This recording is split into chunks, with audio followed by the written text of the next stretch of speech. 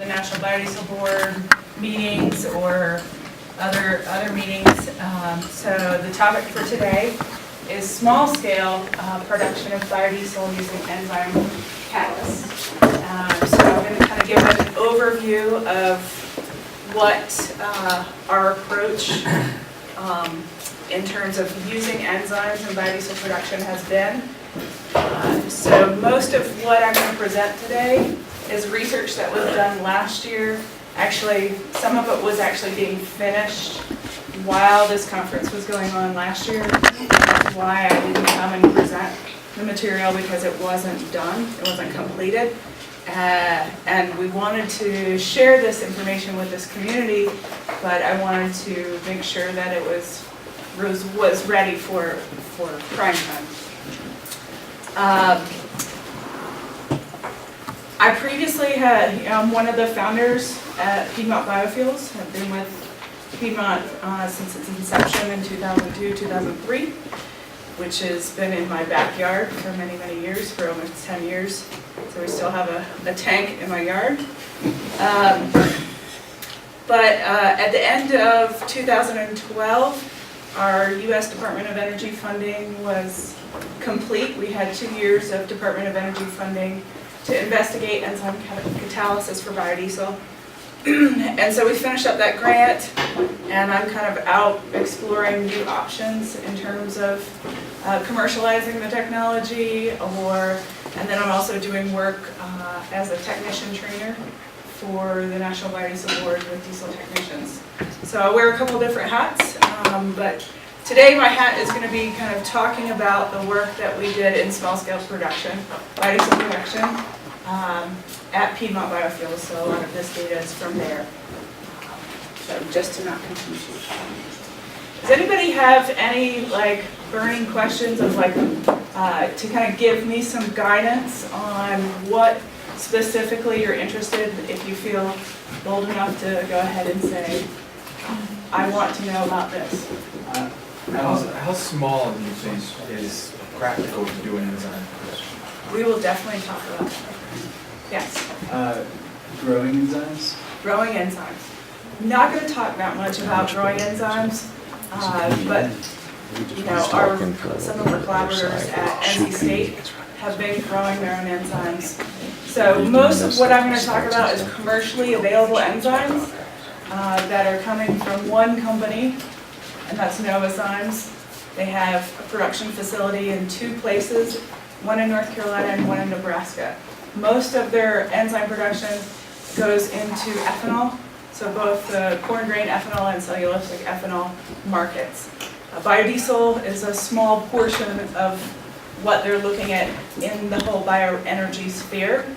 That does not mean that we, as a community that's looking at bioenergy production, cannot grow our own enzymes and affix them to different structures or use them in free form. And so I'll talk about the 2 types of enzymes that we've had experience with. But there are a lot of researchers that are out there growing their own enzymes and wild types that are trying to either use the wild types or make improvements on those wild types for catalytic conversion. Do the enzymes wear out or get poisoned? Yes, they do. So I will talk about how you can kill your enzymes.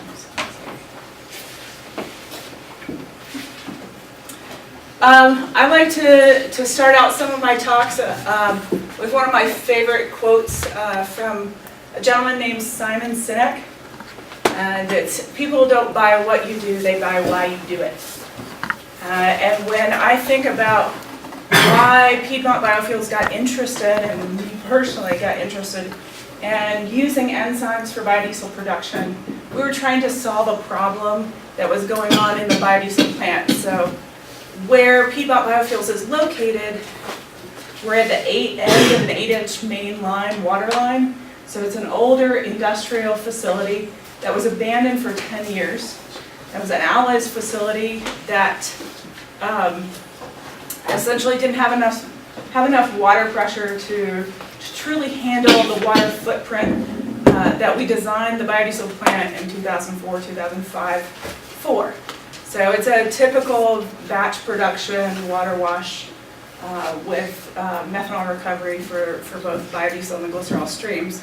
But we've had struggles with the amount of soaps that we were creating in our biodiesel and how much water that we needed to remove those soaps. And in addition to having the infrastructure on the front end, we also we're in a small town, and the wastewater treatment facility in that small town was built in the 40s and had not enough capacity to take our wastewater, our soapy wastewater. We had, when the plant was built, we had an industrial wastewater permit. They said, oh yeah, you should have no problem discharging, but when actually production began, that it became a problem pretty quickly. And Sam can attest, it's still an issue in terms of trying to address the amount of soapy wastewater that exists in the biodiesel production facility. So in that thought process of how can we get rid of the soapy wastewater? Well, what creates the soap?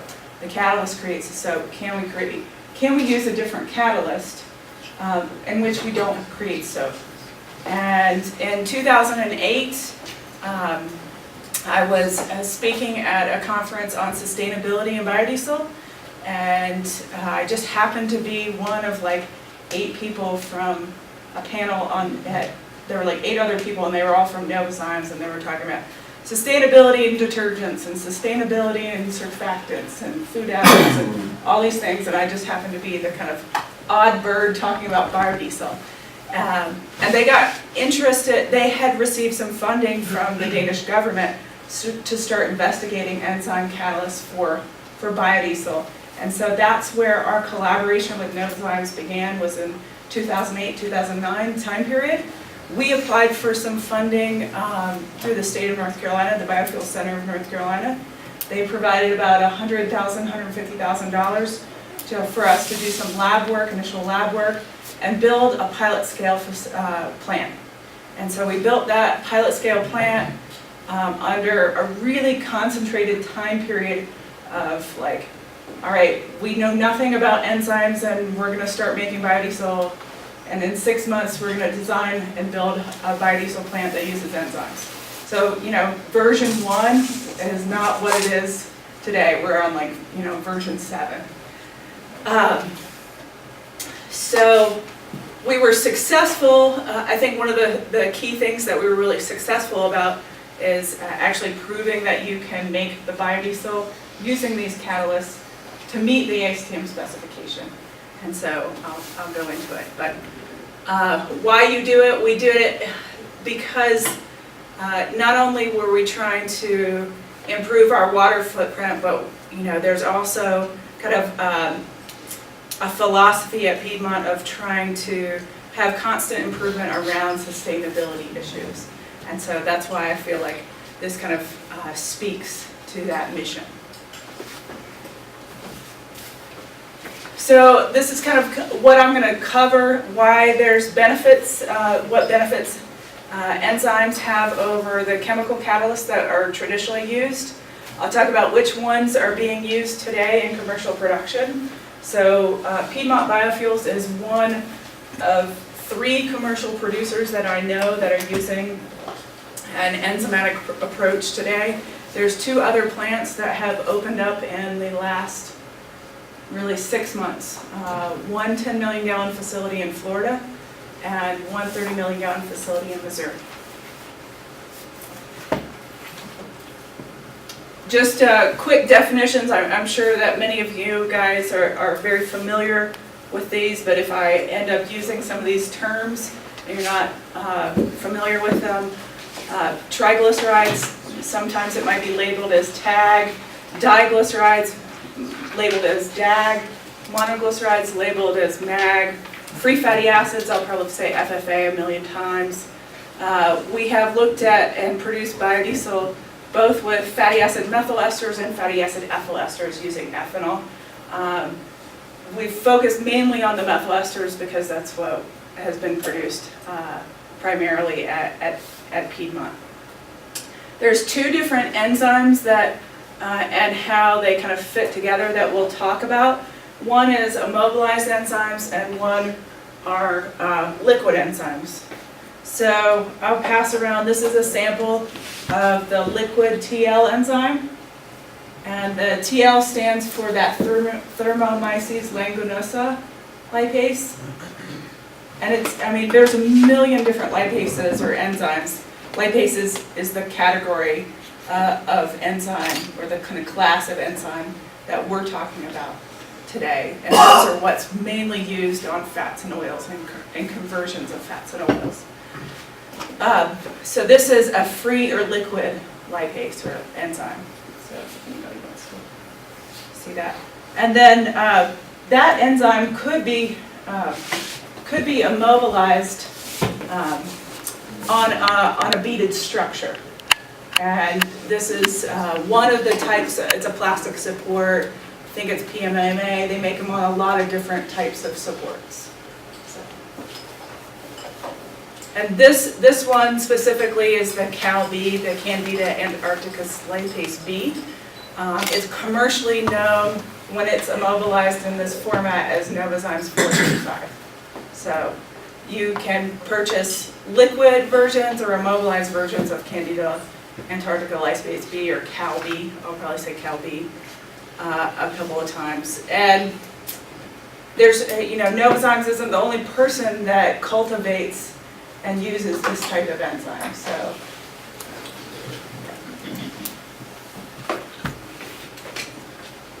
Could you mention a little bit about the cost of those things? I don't set the prices, I just I wonder will how say- cost effective they are compared to the traditional approaches.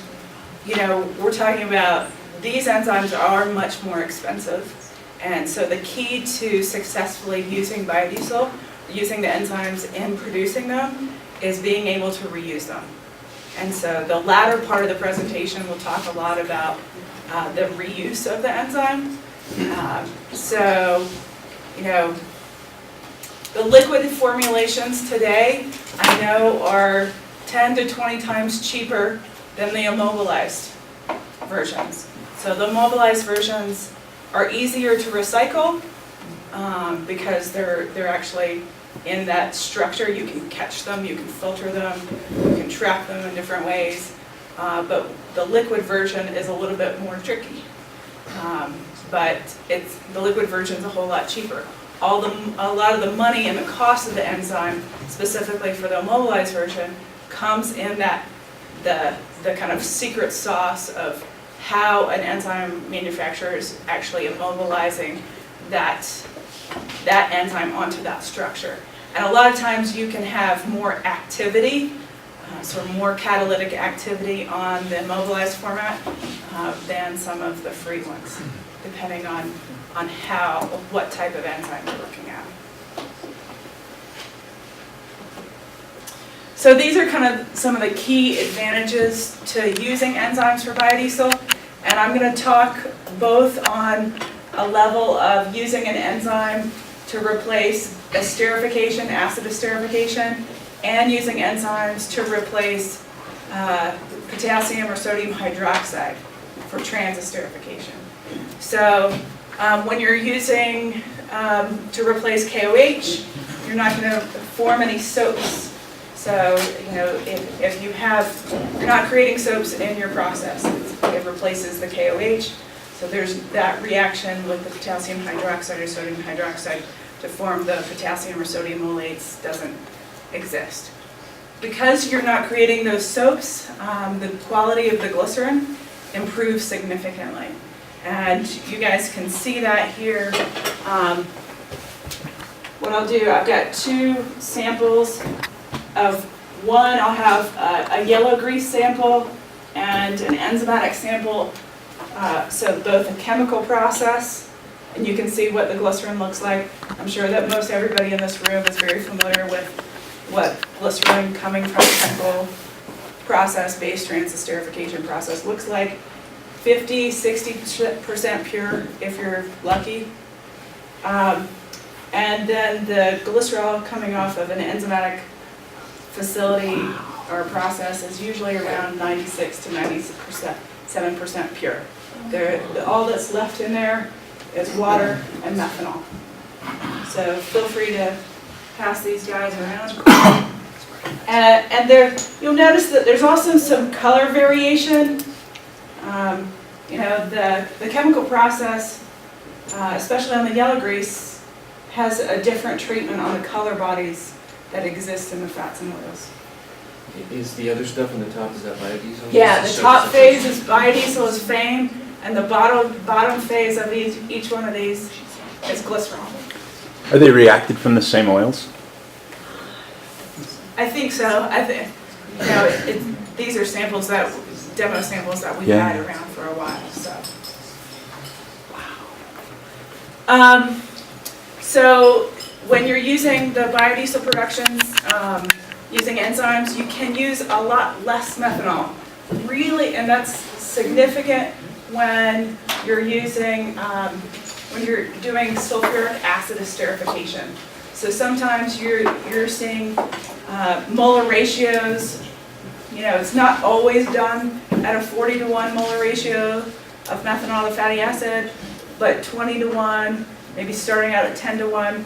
We're looking at much smaller, like, molar ratios of methanol to the fatty acid in comparison to sulfuric acid. So specifically when you use the enzymes for the sulfuric acid esterification, your footprint and how much acidic methanol that you're going to create at your facility is significantly reduced, and the cost associated with neutralizing that acidic methanol and having to deal with it afterwards can be helped as well.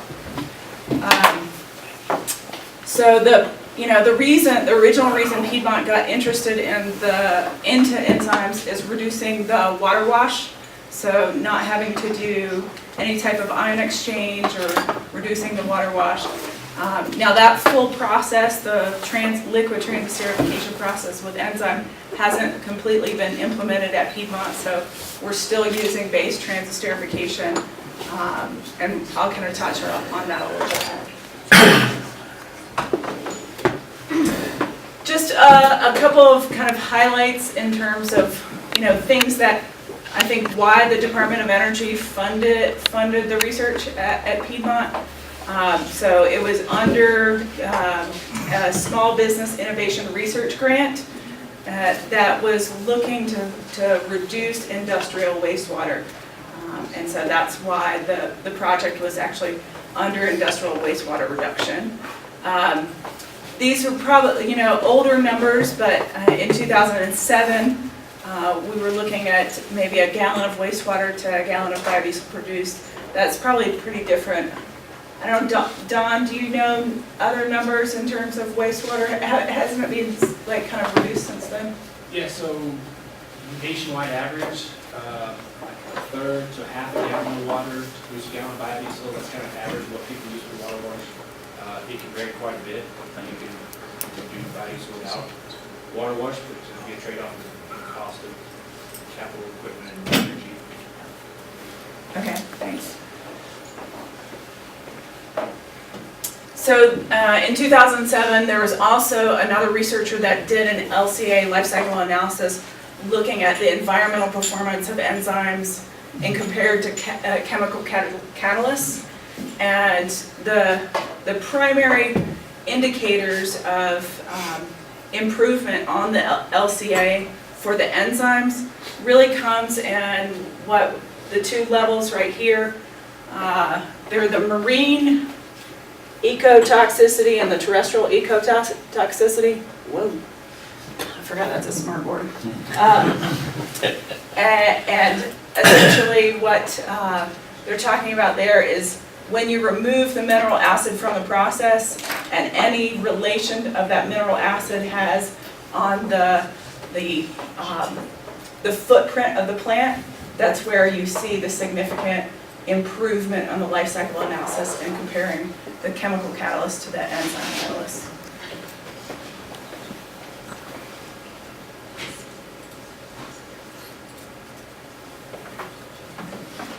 So this is a picture of the pilot plant that was originally built In 2010, I think we commissioned that pilot plant. It's a 35-gallon reactor, and it was designed to be able to do kind of both the transesterification and the esterification process, trying to figure out kind of which enzyme worked best in what scenario. Today, that reactor looks a lot different. So we proved out on this scale both the transesterification process. We did a lot of work actually with an immobilized formulation of the TL, and we had a lot of problems with that immobilized formulation with the TL, primarily because we saw a lot of glycerol agglomeration. And the glycerol would kind of coat around the beaded structure and kind of suffocate the enzyme, and the active sites of the enzyme were no longer available for any type of activity. So we worked with Novozymes and said, look, this immobilized form, one, is too expensive. Biodiesel producers are never going to use this at its cost. And there's too much issues around potential contamination of glycerol. So if the glycerol gets around it, trying to wash that glycerol off and kind of reactivate the enzyme, we found like it was just too much of a hurdle. And we actually kind of put transesterification on the back burner for probably a good year. And focused primarily on esterification. So the other issue that was kind of going on besides having a wastewater, excess amount of soapy wastewater, is trying to get cheaper feedstocks. So, Piedmont started out as using crude refined bleached deodorized soybean oil. When that became too expensive for the production facility, it moved to poultry fat.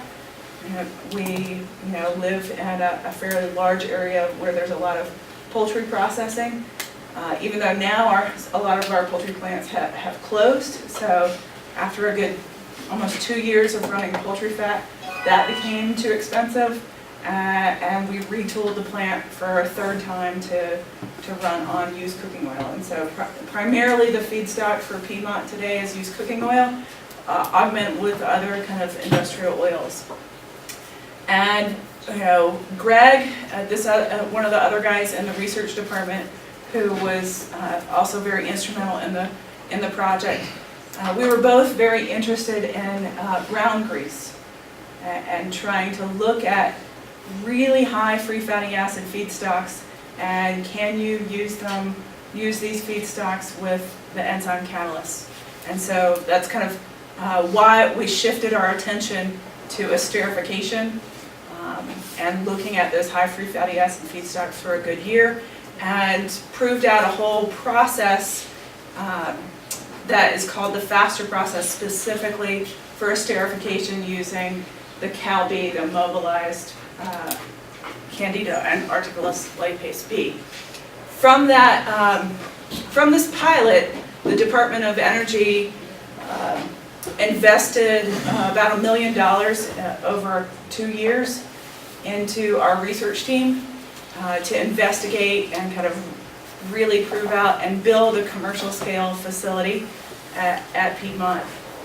In 2012, we finished that commercial scale facility, and that's currently being optimized today. So it's being run primarily as in an oil pretreatment scenario, and I'll talk a little bit more about that. I think the interesting thing that my mentor, Mike Haas, likes to say, and I appreciate he was an advisor for our project for 2.5 years, and has forgotten more about enzymes than I will ever know. But there was a good 15 years of a body of research done.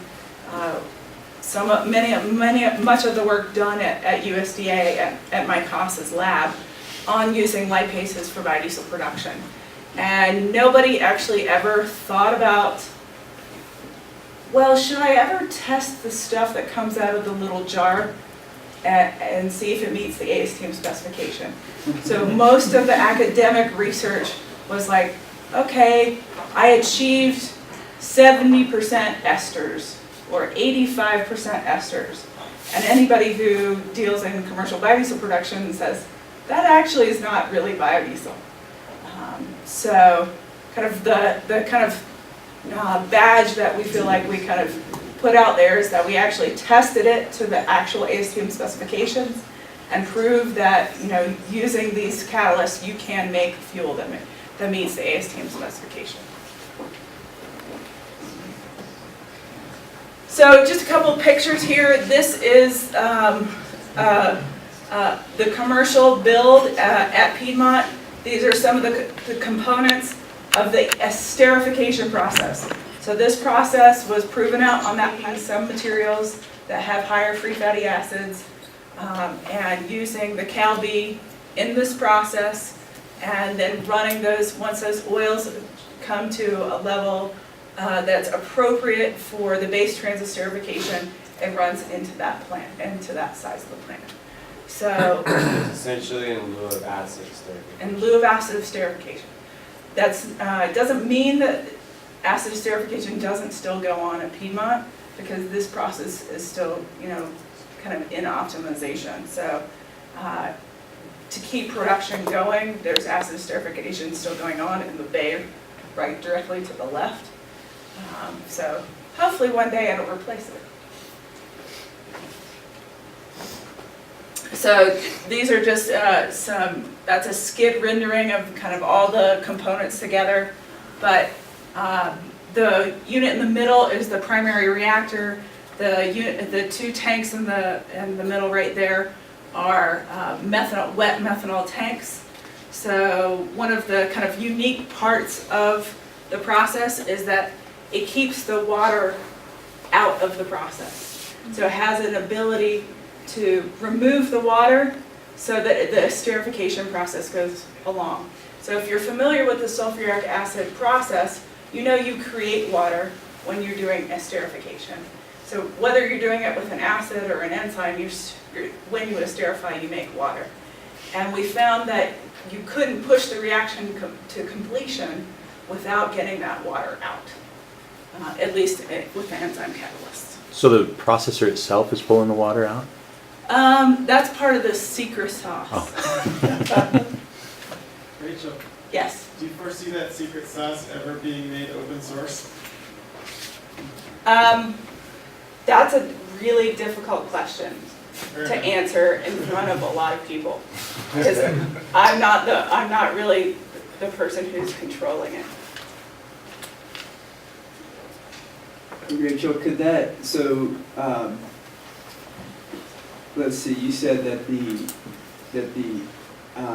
the reactor is this tank in the middle here, and the enzymes are in the cylindrical tank? Yeah, I have no problem pointing out. So this is a huge vacuum pump skid, way oversized for really what you need, but we kind of designed it to have full flexibility. So we have a vacuum part of the process, and then there's a condensing part of the process and a primary reactor. And there's a water removal, you said? There's water removal that's kind of in between the condenser and the primary reactor. And that's probably about all I'll say. Is it specific to enzyme use though? Could that technology be used for other types of water removal for methanol? I think that there could be other applications for it. Yeah.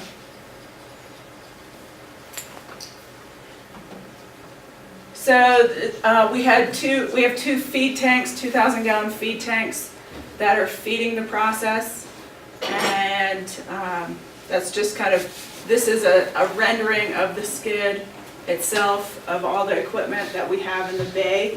We had originally designed it to be on a skid so that you could move it in and out, but we were over budget, and we had to like take the skid part out of it to reduce costs.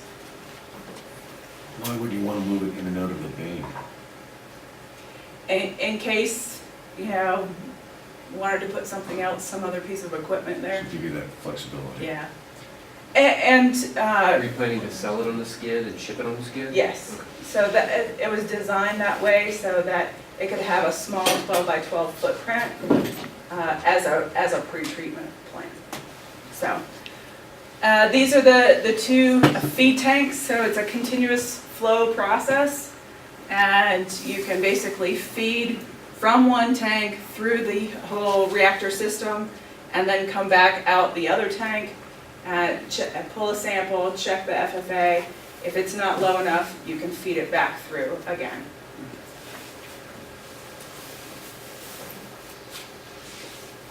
So these are just pictures of how we get the enzymes. The enzymes come in about 50-gallon drums. The liquid enzymes come in the plastic drums like that. The immobilized enzymes come in 15-kilogram cardboard totes. Those are really expensive totes, by the way. So you were doing work with both liquid and immobilized. Yes. Do you still do both? Yes, so I think my favorite process is number 3 on this list over here, and I'll kind of get to that. The projector's overheating, so I don't know if anybody's sitting on the projector. I don't think so. Do you have to worry about the liquid freezing? No, you don't have to worry about it freezing, but you do have to worry about temperature control. So it really doesn't, both the enzymes have a temperature that they don't like to be exposed to high temperatures. So the immobilized Cal-B really don't like to run it over 60 C. The liquid 40, 45. So we actually had a couple of drums that were damaged in the fire that we had at Piedmont in May. But even prior to that, we just in the hot humidity of where we were storing them, we did see a little bit of deactivity of just being stored. So ideally, if you can store them in cool, dry areas. Do you see that as a significant added cost of this process for people who want to use it? Creating the proper storage space? I don't think so. Really it depends on the level of production that you're doing. We bought in bulk because we had to buy during the DOE grant period. So if you're processing well enough, I don't think you'll have to have that much product on hand. But it depends on your scale and what your facility looks like. I hope that folks don't have to have a cooler.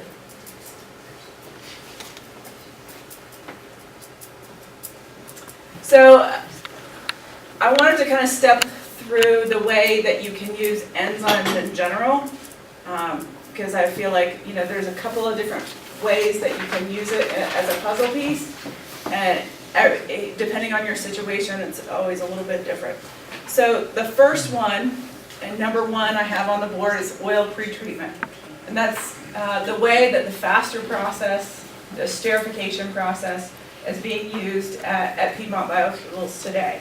So it's usually used primarily to reduce the free fatty acid content of higher free fatty acid feedstocks, and then it goes into the normal base transesterification process. So that's one way you can do it. Another way is if you were looking at only taking in high free fatty acid material. Say if you were just a brown grease plant, or you're just a palm fatty acid distillate plant, or some other type of 80 to 90 to 100% free fatty acid material, and you wanted to just completely esterify all of it, so you could do just kind of multiple passes of esterification. You wouldn't use the liquid enzymes in that case, but you could do complete conversion. So that's kind of number 2, complete conversion for a high free fatty acid scenario. Number 3 is kind of my personal favorite, and this is what the That skid that I showed you guys, the pilot skid, was damaged in our fire, and it's being retooled right now to operate in a two-stage process, the number 3, where you have, it sounds kind of counterintuitive, so if you've ever had high free fatty acid feedstocks, what do you typically do with them? You're gonna do an acid esterification to reduce that free fatty acid, and then you're gonna do, base catalyst, KOH, sodium hydroxide, transesterification. We're gonna flip it on its head, and we're gonna do transesterification first With the enzyme, right? with the enzyme, with the liquid enzyme, and then we're gonna follow it on or polish the fuel, the biodiesel, with the immobilized enzyme process. And I'll kind of step you through that. There's a 4th way, and that's also kind of like a 2-step method, and that's the method that Novozymes is actually commercializing at its larger facilities, and that's using the liquid transesterification piece. But instead of using esterification to polish, they're suggesting to do caustic wash, basically, to remove residual free fatty acids. One of the reasons you can do this trans first and then esterify is because you're not making soap. Is that correct? Because in traditional, when we use KOH, we'd take all those free fatty acids, convert them to soap, and now we're stuck. Yeah. So that's just neat that it doesn't touch the FFAs then, does it?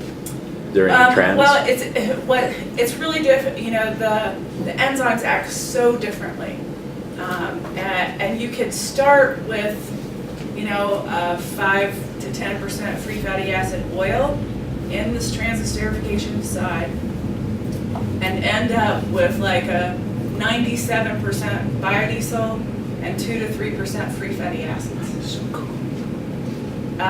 So So you actually, if you watch the reaction, there's actually, the enzyme will create, because you put water in the process.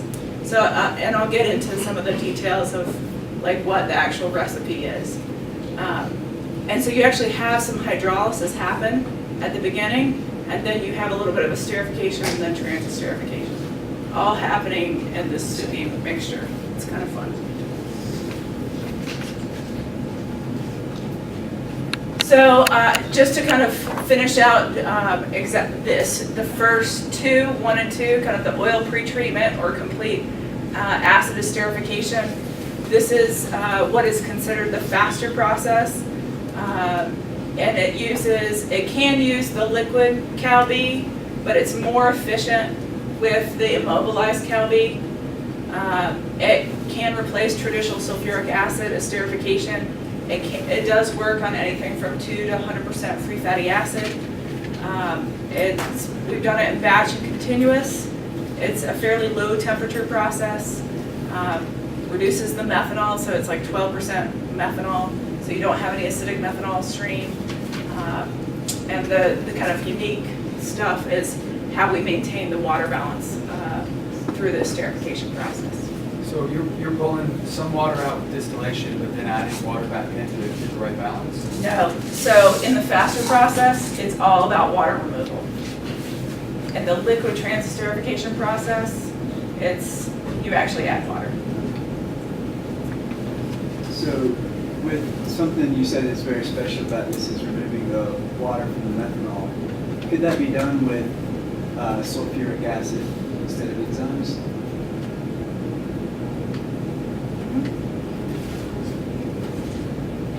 Yes, we've done it. So that is, I don't have as much data on that link, and if you want to see some of it, but You got some data on it? Yeah. Obviously, when we were doing the research, Novozymes didn't really care about whether we use sulfuric acid or not. So these are just some of the feedstocks that we've used: brown grease, yellow grease, palm fatty acid distillate. That's a waste product that comes out of palm oil refining. Oleic acid, just as a baseline, and corn oil that had high free fatty acid content. Depending on how much enzyme you use, you can see the esterification can happen really quickly within 30 minutes. And it can achieve the acid value specification, so by 90 minutes.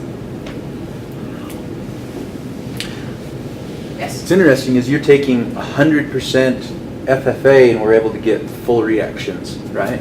Yeah, and this is with, pretty sure this is 4% catalyst by weight of Cal-B, and that's more than we're using in the commercial process. It's a lot of enzyme to use in the process. I think we're down in like the 1% range in terms of commercial. So it'll take a little bit longer, but I'm using less enzyme, so it's a balance on the economic side of how quick do I want the reaction and how much enzyme do I want to use.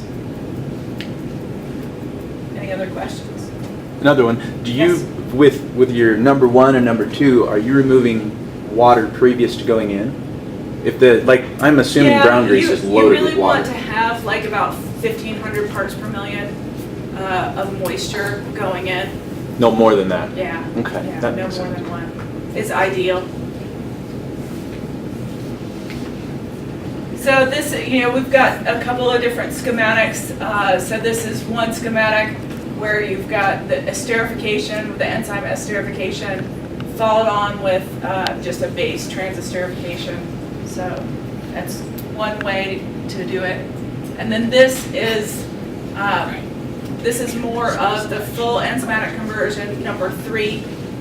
So if you were going to pair the enzyme esterification together with the liquid TL, the transesterification process, the 2-stage process. So I'm going to shift gears now and talk more about the liquid transesterification part and kind of leave the esterification. Is there any other questions related to the esterification with the mobilized enzyme before I move on?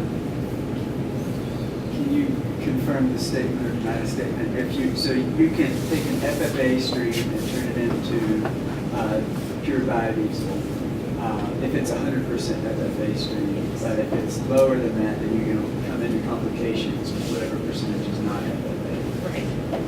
Yeah. Using just esterification? Yes. Okay.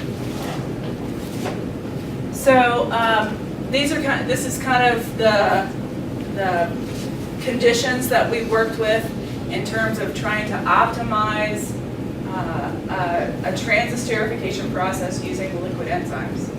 And what we were using was, about 15 to 20% of methanol by weight.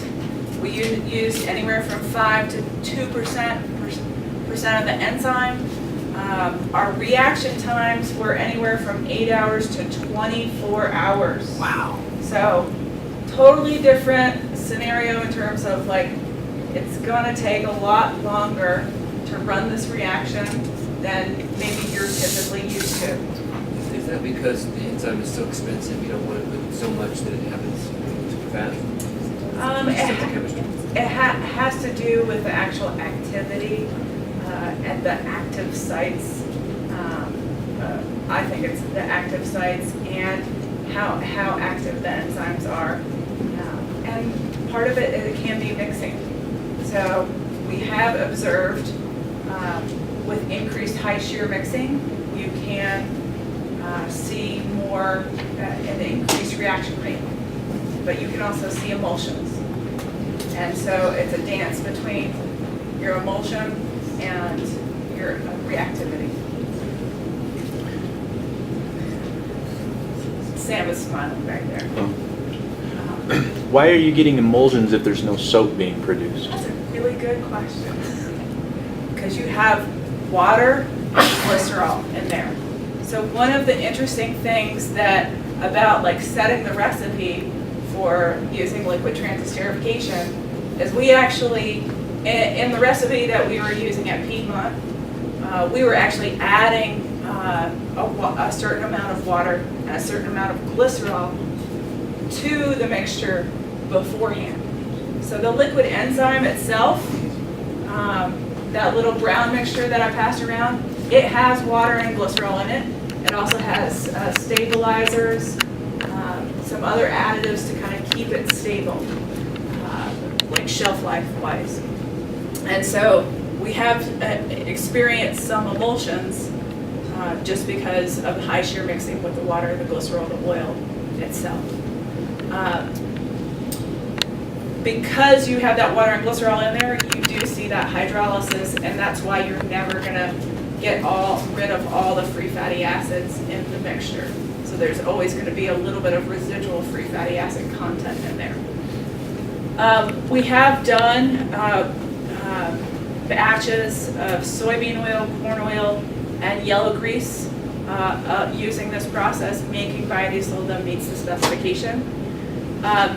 I think the really interesting thing that you guys might want to take home is that if you have wet methanol from any part of your process, or maybe you can buy methanol cheaper and because it's wet, it's got a little bit of water in it, and you want to try the transesterification, you can use wet methanol as part of your reaction mixture because you're adding water in there.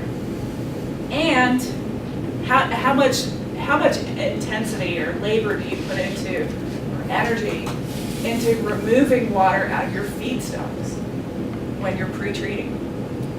You may not have to remove that water if you're using, say, yellow grease and it has maybe 1 or 2% water. You may not have to remove that water anymore. Maybe you just do some coarse filtration, and I know that on a commercial scale, the larger producers are implementing parts of these techniques. Did you guys try with ethanol then, if you're not worried about the moisture? I can't remember. We didn't do much trials with the liquid transesterification with ethanol. We did do some. There are some that we have done. There's one reaction that was done recently, but some of that water was not helpful. Yes. We did a trial with ethanol, and it was successful. Rachel, what are your potential pitfalls with the esterification process? I moved away from that. I know, it's a question. You had your Since you jumped back to it and you're talking about you can use wet oil, I was like, well, what could damage the process? What do you want to look out for? So the big things about the enzymes in general is methanol will kill your enzymes. So you have to be really, really careful about how much methanol you with methanol. When you kill them, is that like where as much money as you Bye-bye. Bye-bye. Gone. Flushing 20s down the drain. Yes. Is there an upper limit to water in the transesterification? So there's upper and lower limits, so maybe I have it in here.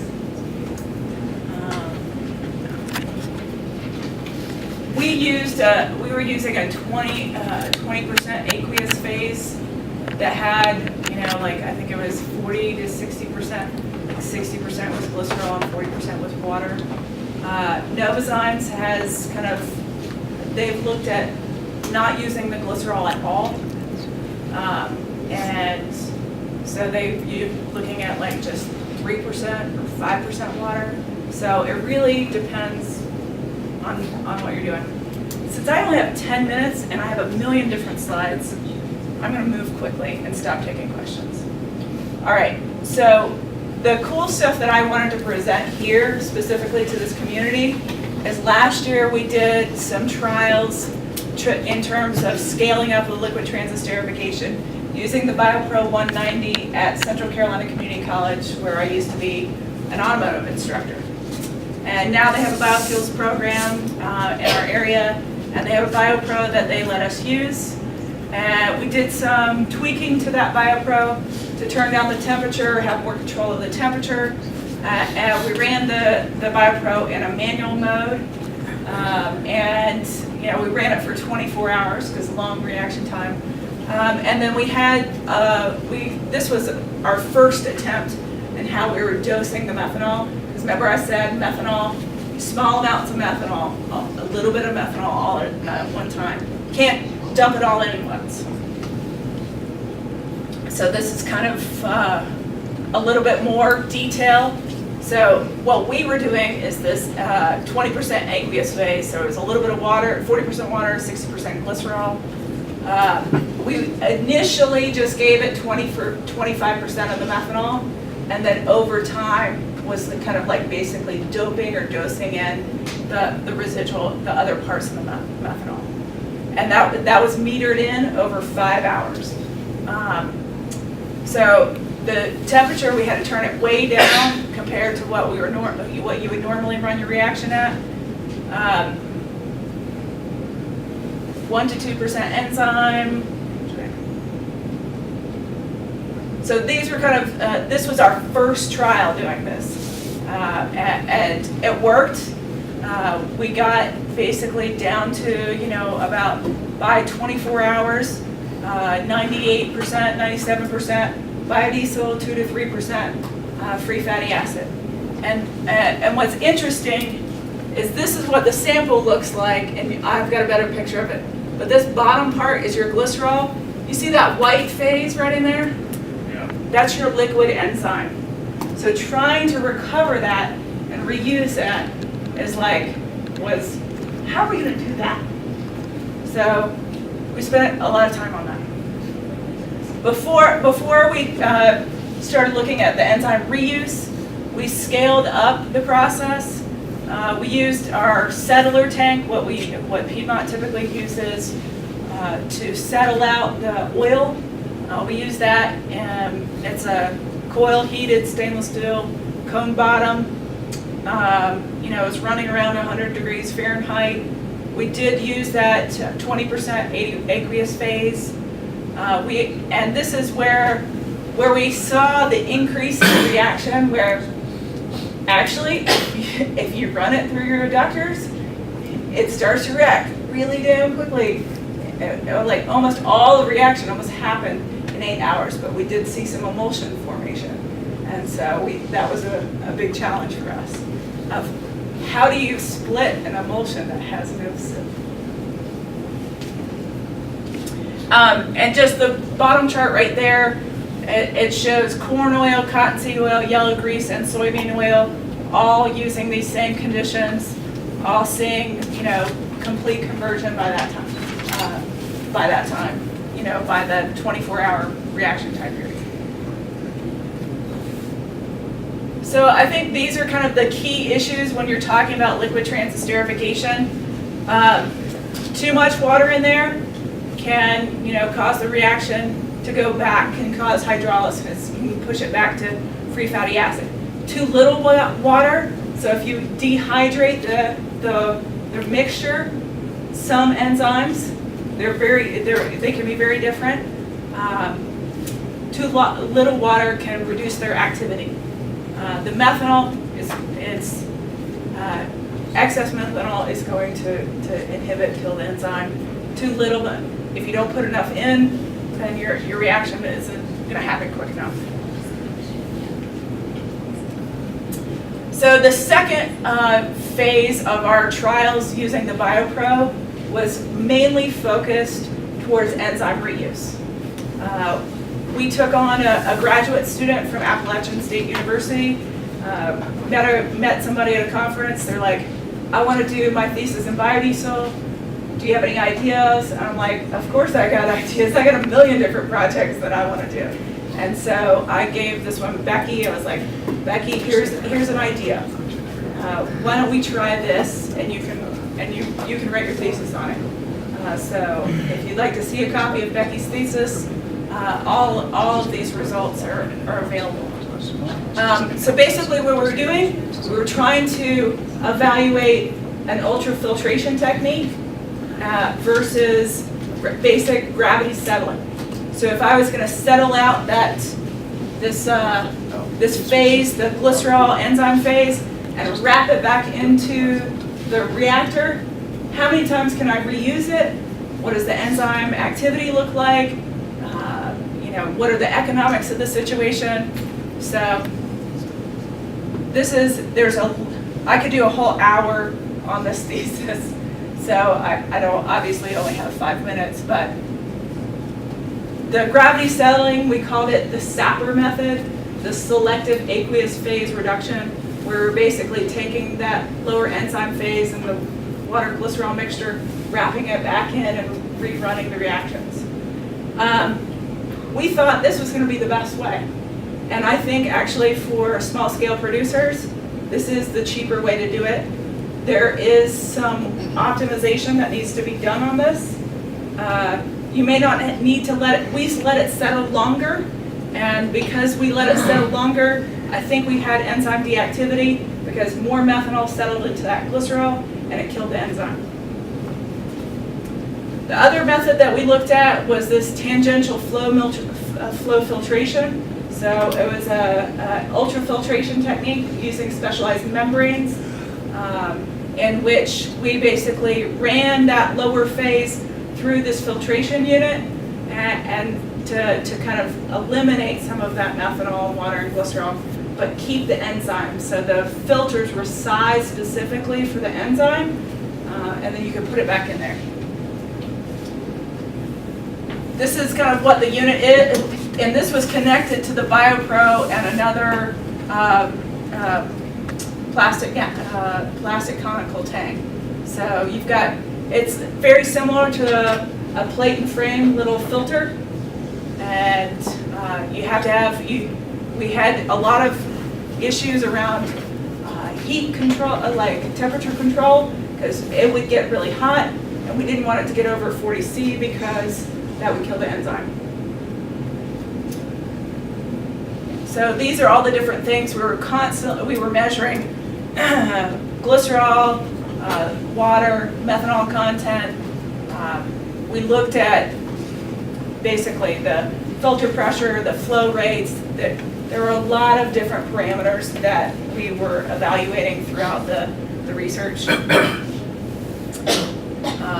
And then each sample, we would measure the free fatty acid content and the bound glycerin, similar to the ASTM method, but without the free glycerin. So overall, the conclusions of this research is that the tangential flow filtration was more effective. So we saw more stability of the enzyme activity using this filtration method than just using the gravity settling. That does not mean the gravity settling can't work, and I think that on a smaller scale production scenario, you wouldn't have to invest in a whole bunch of money for this tangential flow filtration unit, and you could see multiple reuses. We successfully did the economics on 5 reuses of the liquid enzyme and saw an increased profitability after that 5th reuse. So if you can reuse the enzymes 5 times on a production scale similar to Piedmont, it's economical. It meets, and this is just our spec for the ASTMs. This is what the glycerol looks like. I've asked around samples. We did analysis looking at what the enzymatic glycerol is, 97% versus the chemical glycerol of our normal process. So just to kind of summarize, utilizing enzymes, it's a low temperature process. You can save your energy, low methanol consumption. You can reuse wet methanol. Your feedstock doesn't need wet water removal, and you can eliminate associated wastewater and acidic methanol treatment, as well as does have some comparative operating and capital costs to even small producers. So, and I feel like the scale appropriate of that 50-gallon scale, I think you could use a BioPro successfully with the liquid enzymes.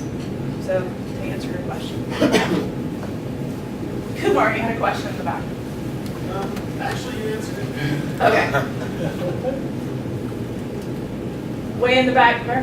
How did you quantify enzyme recovery?